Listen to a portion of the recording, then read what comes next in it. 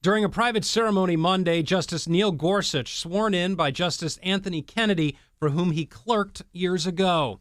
Gorsuch fills the vacancy left by the death of Antonin Scalia more than a year ago.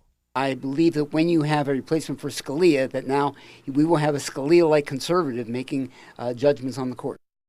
Political professor Dr. Richard Vatz says Gorsuch is a good replacement and fits perfectly with President Trump's strong conservative agenda.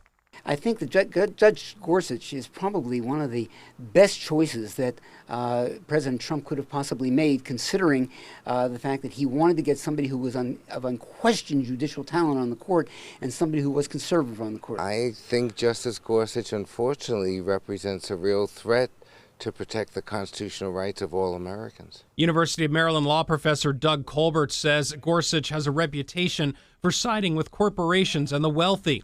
While Gorsuch will not be able to vote on cases already argued before his swearing in, if those cases tie and the court decides to re-argue them, he would be able to vote.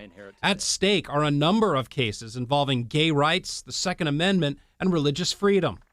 Colbert says while Gorsuch is replacing Scalia, he worries his thinking won't be the same and he may never stray from his conservative ideas.